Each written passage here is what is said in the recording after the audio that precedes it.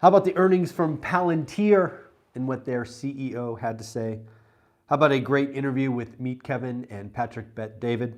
I want to give you some advice that I shared with Casey from Brick by Brick Wealth about YouTube.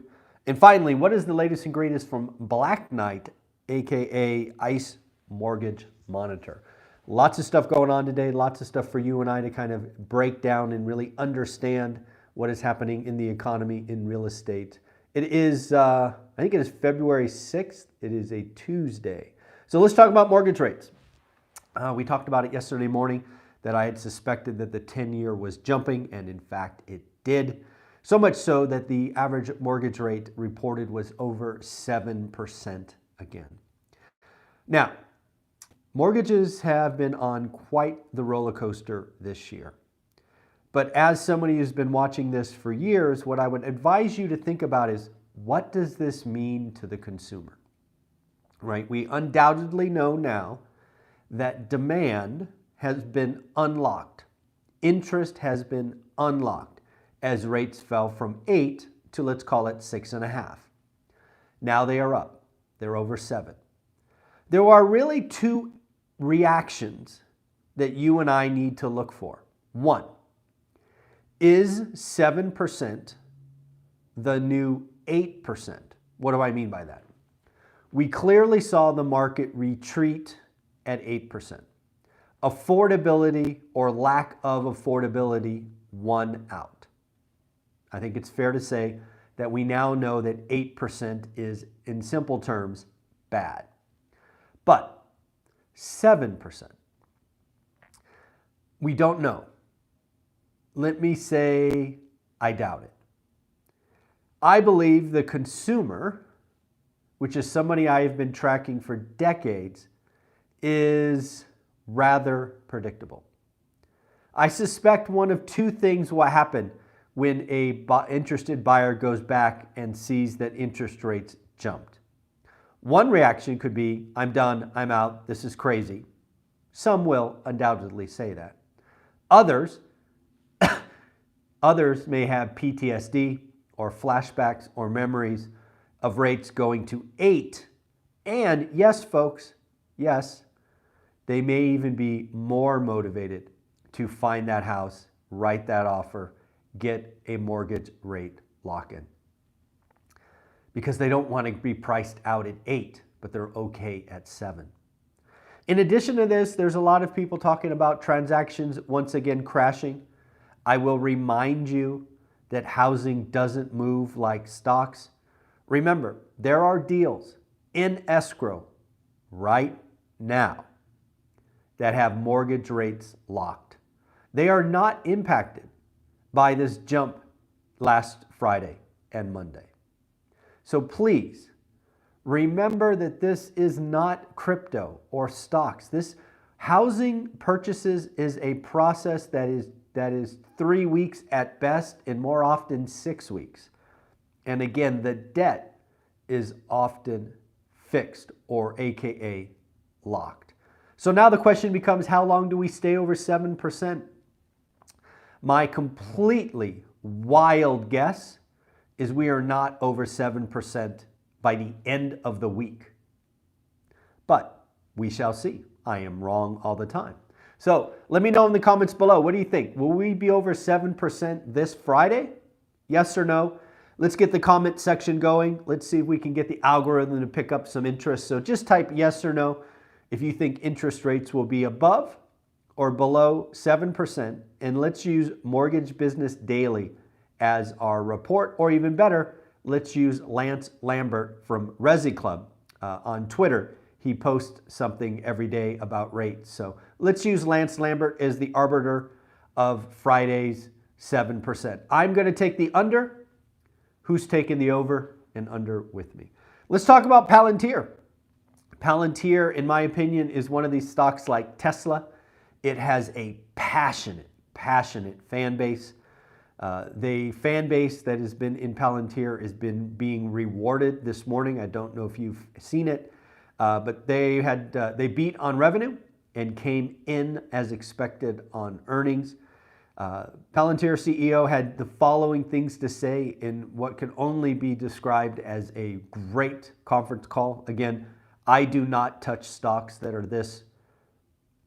that has such a rabid fan base. I don't touch them. I was burned by these back in the day, and I've told myself, no thanks, not touching them. But this is what the CEO had to say. Commercial business is exploding. We don't know what to do with the onslaught of demand. Unrelenting demand. Now, keep in mind, they hit earnings and they exceeded revenue by a couple of $1 million. The reason I don't follow high-flying stocks like this is they often have that charismatic leader, a la Tesla, a la Palantir, that really gets this tribe behind them. And I think they sometimes miss when they've been sold a bill of goods. I don't know. Unrelenting demand, onslaught of demand, and you beat revenue by a couple of $1 million. Really? Does that smell a little fishy to you? Who knows? I'm not in the stock. I don't care. If you're in the stock, congratulations. You're making 20% today. I hope, frankly, it doesn't hurt me at all. I hope you make 20% every day. I hope Palantir is a $50 stock and you all print millions. It means nothing to me. I just would never touch a stock like that, given my past burned from these kind of stocks. I want to give a shout out to Meet Kevin. He interviewed Patrick Bet-David the other day, and I'm only about halfway through, actually a little bit more than halfway through the video, but right in the beginning, Patrick Bet-David went on this rant about hero making. And I frankly loved what he had to say about what we should do. Like if you're a mayor, congressman, whatever, we should celebrate publicly the heroes that we want. And Patrick Bet-David talked about having 7 or 8 different categories, right? The teenager, the college graduate, the small business, the retiree, whatever it is. Let's celebrate publicly what we want others to do. It is so simple that I would like to ask you, if you have a story yourself or you know of a story that needs to be celebrated, let me know in the comments, reach out to me on Instagram or send me an email on my website, and we will get some of these stories publicized. Again, I think it is such an easy thing to do. It is easy to share positive information. Positive news doesn't go as far, but I can do my little part to share and recognize some of these heroes. So again, full credit to Patrick Bet-David for the idea. I think it is something we can all do. So if you have a hero out there, doesn't matter how small or big, send me a note. Let's figure it out. Let's see if we should share it with the world. Second note, on Meet Kevin's front. I don't know if you saw his video this morning. He and his wife, Lauren, were welcoming triplets to the world via a surrogate. And apparently one of the little girls, Summer, is having a little bit of difficulty. So if you know Meet Kevin, if you want to send him a note, do me a favor and send him some love, send him some prayers. They could all use it. Yes, Summer has Summer's going in for surgery as a little wee infant, and she needs some of our support. So if you could send Summer, Meet Kevin, his wife Lauren, and other kids some love, that would be very nice and very easy for all of us to do.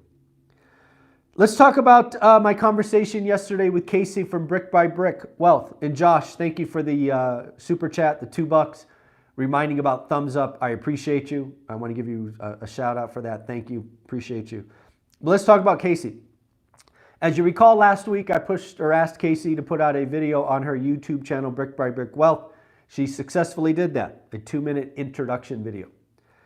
Yesterday, I had a conversation with her, which is published, you should take a look at, basically asking her to dump all of the baggage and thoughts you have about YouTube, about B-roll and edits and this and getting it perfect and overcomplicating it and simply taking the joy out of YouTube.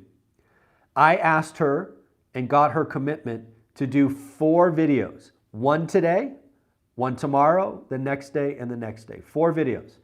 So if you could go over to Brick by Brick Wealth, send her a note maybe on IG and say, hey, nice job if she does them, or where are they? They're supposed to be out at 5 p.m. Central starting today. Again, folks, I implore you to start a channel. You don't have to overcomplicate this. I am doing this on my phone with a wired microphone. Yes, I am so old that I don't want to do wireless mics because I don't want to have batteries. You have a story, you have a passion, share it with the world. Stop thinking about having it perfect. You will find your tribe. We need more positive people. We need more people that chase impact over dollars.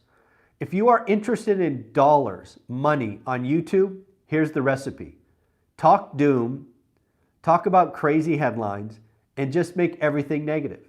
If you want to have impact, if you want to be a part of my world, talk about what you truly enjoy and chase impact. It's amazing once you build up the repetitions and you truly see the fruit of your labor. It's worth it.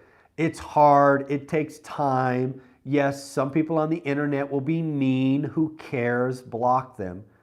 It is worth it. You have a story. You have a gift. You have a passion. Share it with the world. If you don't know what I'm talking about, you can go ahead and watch that interview with Casey. I really broke it down, tried to hold her accountable. We talked about topics and the like. What's going on with Black Knight? Black Knight was obviously purchased. It's now called the ICE or ICE Mortgage Monitor. Couple of things. As rates have fallen from 8.03, affordability has gotten better. It's math, folks. It's math. Affordability is approximately 5% better than when it was over 8%. In addition to that, inventory is up. It is not up a lot, but it is up. Second, I want to highlight something I called earlier in the week and will keep repeating. The housing depression is over. Now again, lots of you hear that and don't realize I'm talking about transactions. We are going to see 2024 be a positive transactions. You are going to do 4.2, 4.3 million transactions. That will be up 10% roughly. You will do more refinances. That will be up. Again, real estate for 6 to 8 quarters was negative drag on GDP. It will not be the case going forward, in my opinion. To that end, 46% of loans, or 2 million loans that were originated last year, will receive or could receive upwards of a 75 basis points cut in rate if rates fell to 6% by the end of the year. On top of that, it's estimated that according to Black Knight or ICE Mortgage Monitor, that 33% of loans will see a full 1% betterment in rate. So yes, folks, the mortgage industry is out of a depression. We are seeing mortgage companies hire people. This is exactly what a rolling recession looks like. I know all the doomers don't get it, but hey, it is here. It is in the news. I will give a shout out to Melody Wright. Melody Wright has been on the channel multiple times.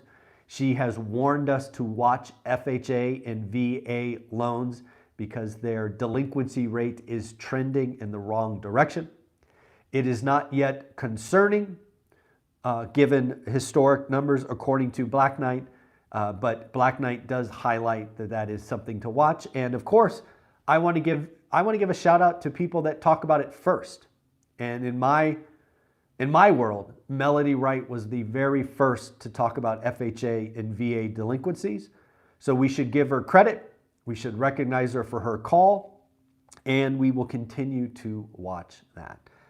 And then let's talk about something that I thought was wild. These numbers are so crazy, I'm actually not sure if they're true. That's how nutty these numbers are. Now again, let's be clear. I do think they are accurate, but I think the story they tell is crazy, just wild. So what does the average mortgage holder, right? So you have a loan, equity position today. This is according to Black Knight or ICE Mortgage Monitor. According to them, the average mortgage holder has $299,000 of equity. Let's call that 300 grand between friends. Now, all of that equity is not quote unquote tappable. But if you do the math, there's about $200,000 or exactly $193,000 in equity that is tappable. That is wild. A lot of people don't understand that we have a bifurcated consumer base. This is our economic education of the day. What does a bifurcated consumer mean?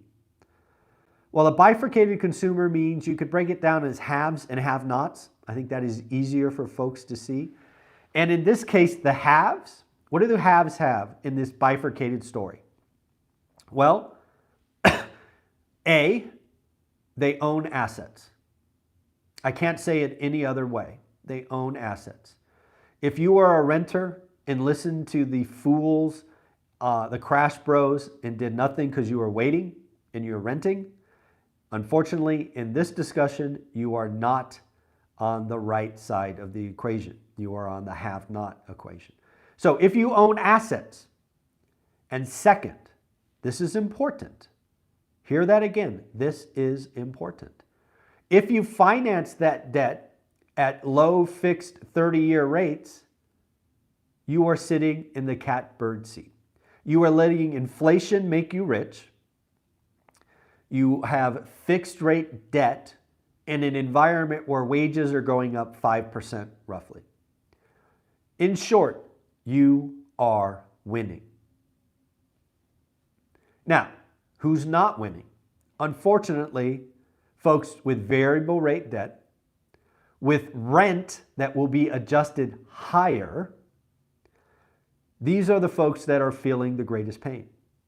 If you were listening to Crash Bros in 2020 and 2021 and did not buy, and now you are renting, you have probably seen some crazy rent increases, which is unfortunate because now it is harder and harder to save. So a bifurcated consumer is haves and have-nots, asset owners with fixed rate debt. The have-nots, unfortunately, are non-asset owners. Folks, at the end of the day, I want to close with one more just caveat because I do believe One Rental at a Time community is full of amazing individuals. I learned this morning, like many of you, that Meet Kevin's daughter, Summer, is struggling. We got an update just after midnight. He posted that. So I just want you all to send some prayers, some good thoughts, some love and support for someone in our community. I do text with him every once in a while. So Kevin, Lauren, the entire kids, we are all thinking and supporting you. We hope and pray that Summer pulls through, and we all look forward to meeting Summer someday. Alrighty, folks, take care of yourself. Have an amazing day. Bye.